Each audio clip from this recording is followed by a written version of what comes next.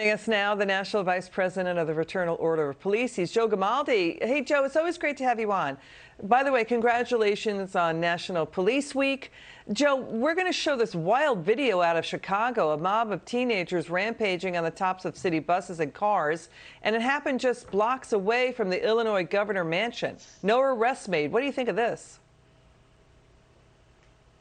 Oh, it's terrible, Liz. You know, what we're seeing is just a complete culture of lawlessness in this country. And it's thanks to woke politicians who have literally destroyed our criminal justice system. And in addition to that video, we had 2 mass shootings in Chicago over the weekend with 12 people shot. And a disturbing video out today where someone shot on the sidewalk and there's a little child with his backpack running away, just trying to get home safe. And the sad part is, we don't have to live like this. We have idiotic politicians like Mayor Lightfoot, who, by the way, is tweeting out a call to arms over a SCOTUS decision. Meanwhile, she presides over a veritable war zone. I mean, my God, the irony of it all. I mean, she's incredibly and disgustingly out of touch with her community. She's a disgrace to Chicago, and should frankly resign. And there's this tiny little ice cream shop in the San Francisco Bay Area.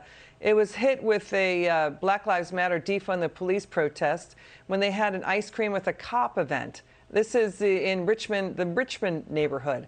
So you see these protests breaking out on the spur of a moment.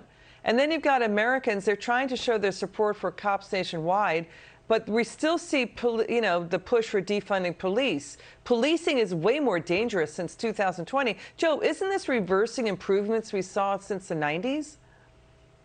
Yeah, absolutely, Liz. I mean, here we are trying to reach out to the community. We have protesters showing up. The community is trying to support us. We're trying to bridge the gap. But I don't think people have any idea of just how bad the violence is against law enforcement. We're about to have our Police Week ceremonies this weekend. We're adding 563 names to that monument of officers who have lost their lives, families ripped apart. Since 2021 was the deadliest year for law enforcement in 20 years. We've had 132 police officers shot already this year. Okay. That's outpacing last year's historic numbers. It's not slowing down, and ambush attacks are up 30% against us. Talk about the 500 number you just said. What is that number for, and since when? That is for 2021. We have 563 officers who were murdered killed in the line of duty. That could be gunfire, knives, traffic accidents, COVID-related deaths. Every single one of those is a family that's going to have to recover from that. And I just don't understand right now what we're doing in this country. That's not the leading story on all these news networks. And, I thank you, Liz, for covering this, and Fox Business. But where are the rest of the networks to cover the increase in violence against law enforcement? This is a complete stain on our society. This is horrific, and yet it's not even getting coverage. It's embarrassing. It's disgusting. We need to make sure that this is front and center for everybody to understand that law enforcement is under attack in this country. We have academics and politicians who sit their ass safely behind a desk telling me my job's not dangerous while I'm out there on the streets. And, you're right. I mean, the cops are confronting COVID-19 and getting sick themselves. Let's listen to what Nassau County Police Commissioner Patrick Ryder had to say about what's going on Fox. He said this on Fox and Friends. Watch this.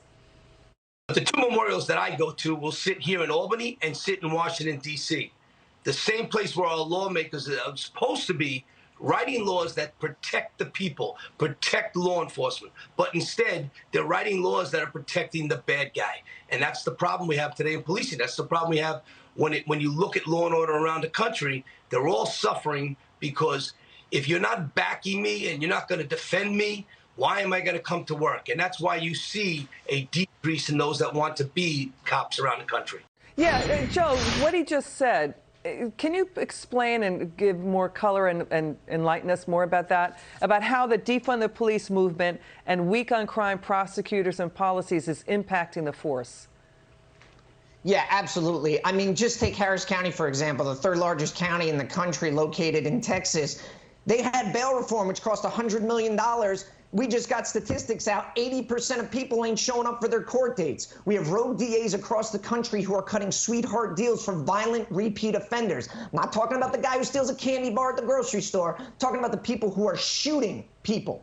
We should be seeking the maximum and throwing the book at them. We perpetuated this culture of lawlessness, and now we're seeing police officers shot left and right. And I certainly hope that the politicians who show up and pat us on the back are going to follow up with some legislation to protect police officers. How much are police retirements and police resignations up?